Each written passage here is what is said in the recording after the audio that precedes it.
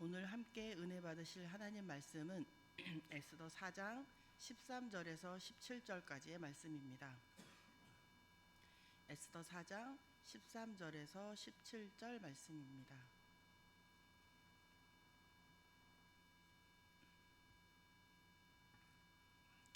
교독하겠습니다. 모르드게가 그를 시켜 에스더에게 회답하되 너는 왕궁에 있으니 모든 유다인 중에 홀로 목숨을 건지리라 생각하지 말라. 이때에 내가 만일 잠잠하여 말이 없으면 유다인은 다른 데로 말미암아 노임과 구원을 얻으려니와 너와 내 아버지 집은 멸망하리라. 내가 왕후의 자리를 얻은 것이 이때를 위함이 아닌지 누가 알겠느냐 하니 에스더가 모르드게에게 회답하여 이르되 당신은 가서 수산에 있는 유다인을 다 모으고 나를 위하여 금식하되 밤낮 3일을 먹지도 말고 마시지도 마소서. 나도 나의 시녀와 더불어 이렇게 금식한 후에 규례를 어기고 왕에게 나아가리니 죽으면 죽으리이다 하니라. 모르드게가 가서 에스더가 에스더가 명령한 대로 다 행하니라. 아멘. 아멘. 성도님들, 오늘 말씀은 제목이 온실 속 화초입니다. 세상의 관점에서 온실 속 화초는 부모나 주변으로부터 지나치게 보호받아서 현실의 어려움이나 위험을 직접 경험하지 못한 사람을 말합니다. 한마디로 세상 물정을 잘 모른다라는 뜻입니다. 하지만 저는 오늘 온실 속 화초를 세상적인 관점이 아닌 성경적인 관점에서 은혜를 나누어 보도록 하겠습니다. 온실은 맑고 투명한 날에 밖을 바라보면 유리막이 거의 보이지 않기 때문에 안에 있는 꽃들은 유리막이 보이지 않아서 자신이 보호받고 있는지조차 모릅니다. 온실밭 꽃들과 같은 태양 아래서 함께 있다고 생각합니다. 그런데 폭풍이 불고 비바람이 몰아치고 태풍이 지나갈 때는 달라집니다. 거센 바람이 몰아치는 순간에 꽃은 그제서야 깨닫습니다. 아, 내가 온실 안에 있었고 내가 보호받고 있었구나. 우리도 마찬가지입니다. 하나님이 주신 보호는 평소에 잘 느끼지 못합니다. 그러다가 삶의 폭풍이 몰아칠 때 우리는 비로소 깨닫습니다. 하나님이 나를 지키고 계셨구나라고 우리가 깨닫게 됩니다. 오늘 에스더서를 통해서 하나님이 준비하신 온실과 그 안에서 화초로 길러진 주의 백성을 어떻게 하나님 때에 사용하시는지 한번 살펴보겠습니다. 에스더서의 말씀을 요약하면 이렇습니다. 에스더서는 이스라엘 백성이 페르시아 제국의 포로로 살아가던 때 하만이라는 사람이 유다인을 몰살하려고 음모를 꾸밉니다. 겉보기에 우연처럼 보이는 여러 사건들이 일어나는데 왕비 와스디가 폐위되고 에스더가 왕비로 등극합니다. 또 모르드게의 충성과 하만의 실수는 모두 하나님의 섭리 아래 있었습니다. 여기에 나오는 하만은 단순한 악인이 아니고 당시 페르시아 제국의 왕 다음으로 권력을 가진 총리급 위치였습니다. 더구나 그는 이스라엘을 대대로 미워하던 아말렉 후손이었습니다. 그는 막강한 권력을 이용해서 자기 한 사람의 분노와 편견을 국가 정책으로 만들어버릴 수 있는 위치였습니다. 페르시아 제국은 127도에 걸쳐서 뻗은 초강대국입니다.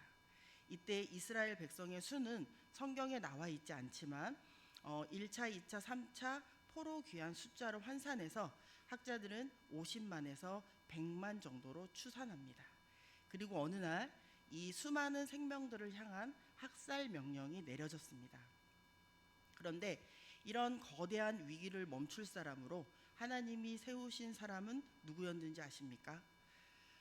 거대한 군대도 아니고 또 장군도 아니고 선지자도 아닌 오직 한 사람, 왕 앞에 나갈 수 있는 단 한 사람, 에스더였습니다. 그때 에스더는 지금으로 치면 겨우 고등학생 나이 한 14살에서 많아야 20대 초반으로 보고 있습니다. 왕후라고 해서 성숙한 여인이 아니고 또 정치가도 아니었습니다. 그저 페르시아의 거대한 왕궁 한가운데 놓여 있는 어린 소녀 한 명이었습니다. 그러나 바로 이 어린 소녀를 하나님은 127도 제국의 전체를 뒤흔드는 구원의 도구로 세우셨습니다. 세상은 그녀를 연약하게 보았지만 하나님은 그녀를 역사를 움직일 사람으로 보셨습니다.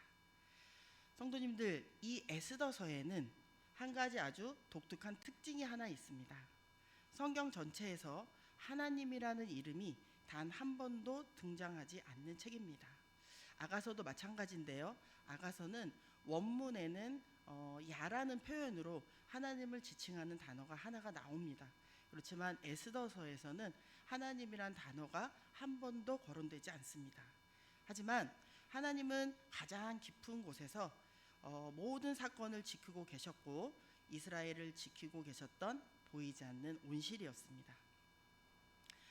에스더는 어릴 때 부모를 잃었습니다. 히브리 원문에는 그녀에게는 아버지도 어머니도 없었다라고 말합니다. 그녀에게는 세상적인 보호는 없었지만 하나님은 모르드게라는 하나님의 온실을 준비해 두셨습니다. 그녀의 보호막은 세상이 아니라 하나님이셨습니다. 에스더 2장 6절 7절의 말씀입니다. 전에 바벨론 왕 느부갓네살이 예루살렘에서 유다 왕 여고냐와 백성을 사로잡아 갈 때에 모르드게도 함께 사로잡혔더라. 그의 삼촌의 딸 하다사 곧 에스더는 부모가 없었으나 용모가 곱고 아리따운 처녀라. 그의 부모가 죽은 후에 모르드게가 자기 딸같이 양육하였더라. 아멘. 성경에는 사람이 아이를 키우는 표현들이 많이 있습니다. 자라게 하다, 먹이다, 돌보다 이런 것들도 다 양육이지만 일상적인 인간의 양육을 뜻하는 단어입니다. 하지만 에스더 2장 7절에서는 모르드게가 에스더를 양육하였다라고 할 때 사용된 단어는 그저 일반적인 보호를 의미하는 말이 아닙니다. 여기에 사용된 히브리어는 오멘입니다. 흔들리지 않도록 붙들어주는 신실한 양육을 의미합니다. 이 단어의 뿌리는 아만입니다.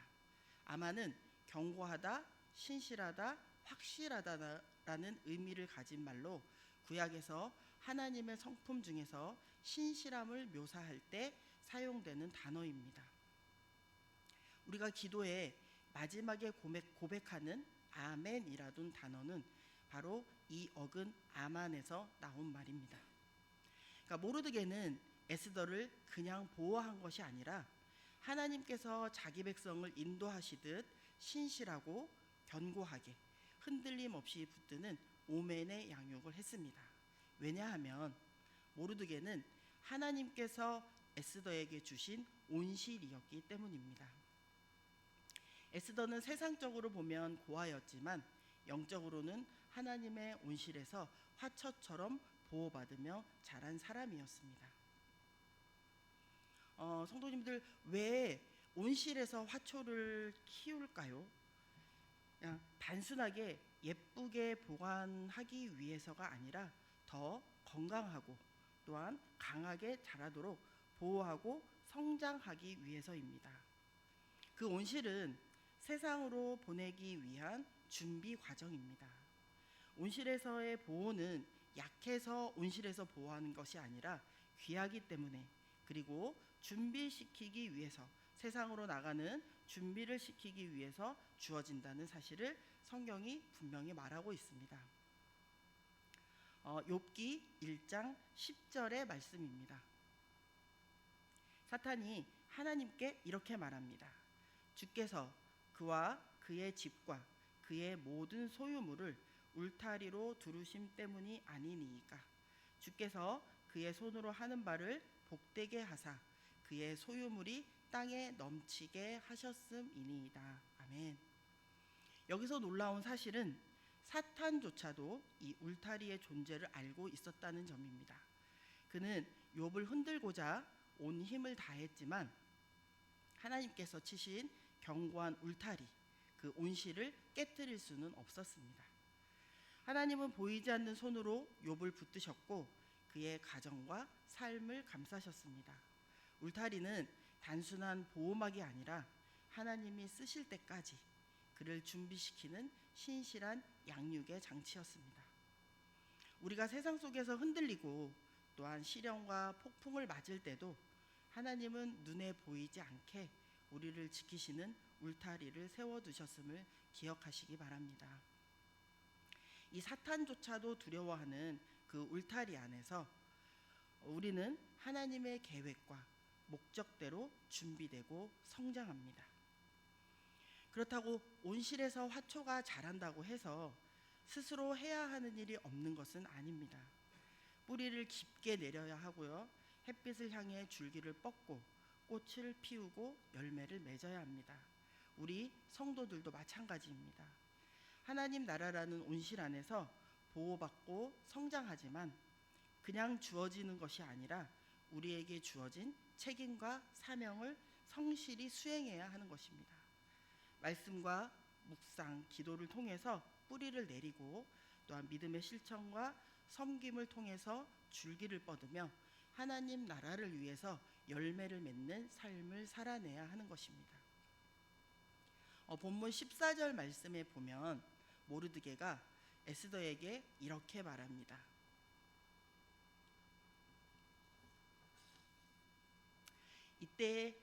이때에 내가 만일 잠잠하여 말이 없으면 유다인은 다른 데로 말미암아 노임과 구원을 얻으려니와 너와 내 아버지 집은 멸망하리라. 내가 왕후의 자리를 얻은 것이 이때를 위함이 아닌지 누가 알겠느냐 하니. 아멘. 모르드게가 에스더에게 이때를 위함이라라는 말을 합니다. 우리하고 맞춰보면은요, 우리가 있는 이 자리 또한 우리가 받은 것들, 우리가 놓인 순간 모두 우연이 아니라는 얘기입니다. 하나님은 이미 계획하시고 그 순간을 위해서 우리를 준비시키셨다라는 말입니다. 에스더의 삶처럼 하나님은 우리를 온실 속에서 보호하면서 준비시키시지만 그 준비의 목적은 결국 구원의 역사 속에서 쓰임받도록 하기 위해서입니다. 우리가 두려움 속에서도 믿음으로 결단할 때 하나님은 극적인 순간에 우리의 순종을 통해 구원을 드러내십니다. 저도 개인적으로 이 말씀을 처음 설교하던 날 이 말씀이 생각났었습니다. 이때를 위함이라. 돌이켜보니까 지금까지 학원 강사로 지내면서 학생들을 가르치고 그 아이들의 마음을 다루고 또한 말로 설명하고 전달했던 그 모든 시간이 단순한 직업을 위해서가 아니라 하나님이 설교자로 준비시킨 온실의 시간이었구나라는 생각이 들었습니다. 그래서 하나님께서 내 인생의 온실에서 이때를 준비하고 계셨구나. 그 말씀이 제 마음을 울렸습니다. 그래서 오늘 이 말씀은 저에게도 조금 특별했습니다.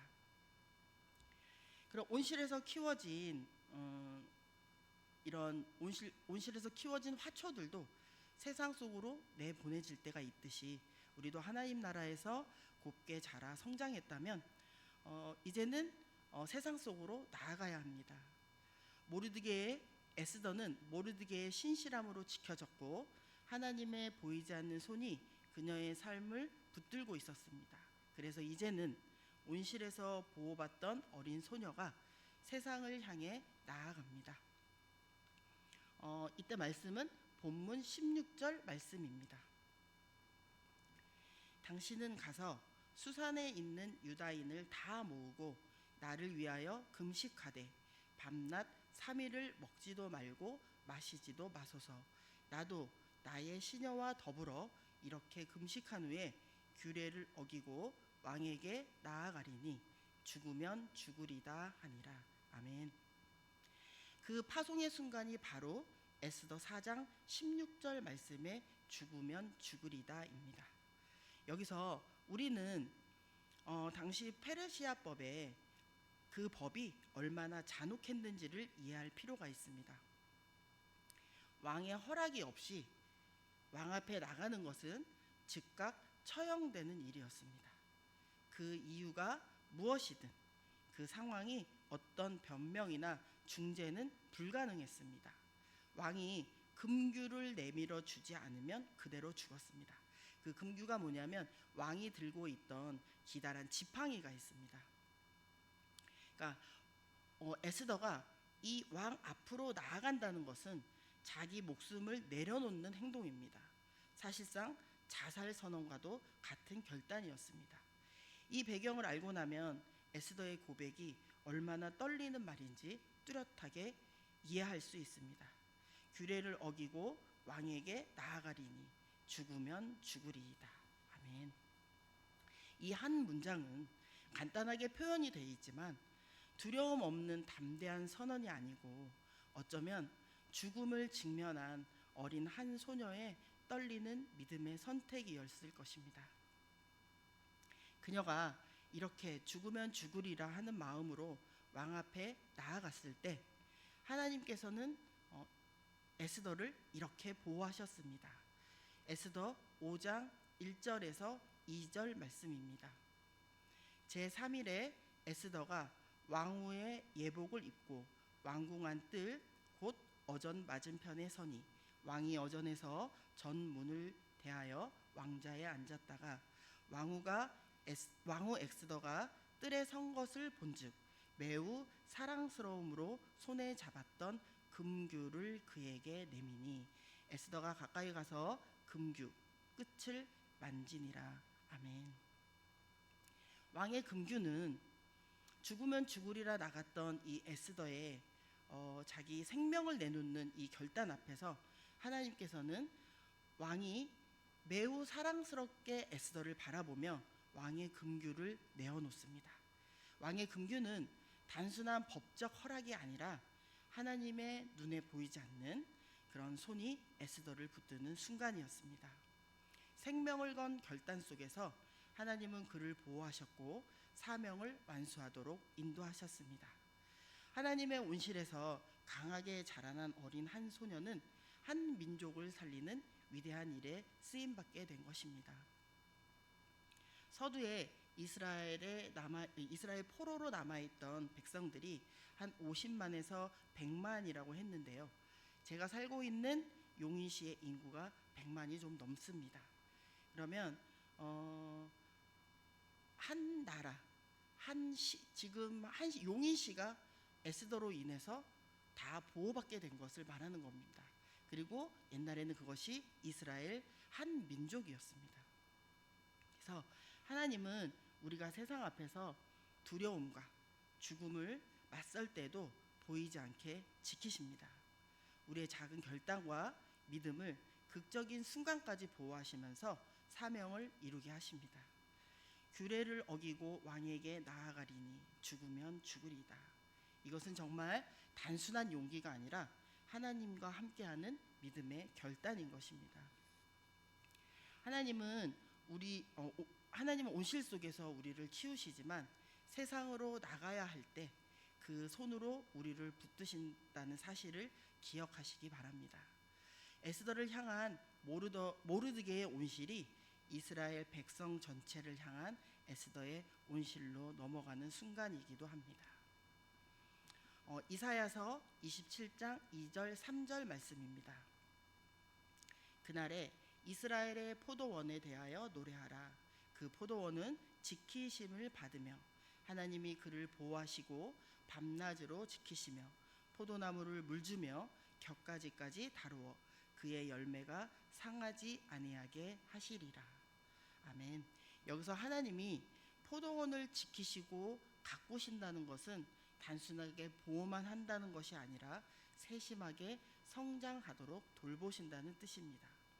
에스더가 모르드게의 온실 속에서 보호받고 성장한 것처럼 우리도 하나님 나라라는 포도원 속 화초로서 하나님이 지키시고 가꾸시는 가운데 성장하고 열매를 맺는 삶을 살아내야 합니다. 세상의 폭풍과 고난 속에서도 우리는 하나님이 지키시는 포도원 속에서 온실 속에서 흔들리지 않고 자랄 수 있는 우리가 하나님의 온실 속 화초입니다. 성도 여러분, 우리는 누구나 각자의 온실을 지나옵니다. 가정, 그 다음에 교회 공동체, 또한 누군가의 기도와 보호. 그 온실은 우리를 약하게 만드는 곳이 아니라 하나님이 세상 한가운데 보내시기 위해서 준비시키는 장소입니다. 욥도 그 울타리 안에서 단단해졌고 에스더도 그 울타리, 온실 안에서 준비되었습니다. 그리고 하나님은 결국 그들을 사명의 자리로 이끌어내셨습니다. 오늘 하나님은 우리에게 말씀하십니다. 본문 14절 말씀입니다. 이때 내가 만일 잠잠하여 말이 없으면 유다인은 다른 데로 말미암아 노임과 구원을 얻으려니와 너와 내 아버지 집은 멸망하리라. 내가 왕후의 자리를 얻은 것이 이때를 위함이 아닌지 누가 알겠느냐 하니. 아멘. 이 말씀에서 유다인은 다른 데로 말미암아 노임과 구원이 있을 것이라고 말합니다. 하나님은 내가 아니어도 하나님의 일을 이루어 가십니다. 꼭 이루어 가십니다. 하지만 하나님은 오늘도 우리에게 도전을 주시는 것입니다. 그 한 사람, 그 사람이 바로 성도님들과 제가 되기를 하나님께서 바라고 계시는 겁니다. 에스더처럼 하나님은 저와 성도님들을 온실 속에서 보호하시고 준비시키셨습니다. 그러나 그 준비의 목적이 단순한 안전이 아니라 하나님의 구원이 나타나는 통로가 되는 것입니다. 우리가 두려움 속에서도 믿음으로 결단할 때 하나님은 극적인 순간에 우리의 순종을 통해서 구원을 드러내십니다. 오늘 우리가 서 있는 이 자리, 또 그 순간들은 우연이 아닙니다. 이 말씀을 준비하고 오늘 전도를 나갔는데요. 오늘 만나는 모든 분들이 조금 다르게 보였습니다. 그래서 하나님의 일은 이미 진행되고 있지만 우리 한 사람의 순종이 하나님의 극적인 역사를 완성해 나가는 통로가 됩니다. 그래서 이제는 우리 성도님들이 누군가의 온실이 되어 주시기를 바랍니다. 믿지 않는 영혼들에게 복음을 증거하고 또한 누군가의 마음을 지켜주는 울타리가 되어주고 연약한 신앙을 품어주며 자라도록 기도해주는 따뜻한 공간, 그 온실이 되어주시기를 바랍니다. 우리가 누군가의 온실이 될 때 그 사람도 다시 세상에서 시들지 않는 꽃이 될 것이며 하나님은 또 그들을 통해서 다른 생명을 살리실 것입니다. 이런 은혜가 우리 성도님들의 삶에 있기를 축복합니다. 찬양하시겠습니다.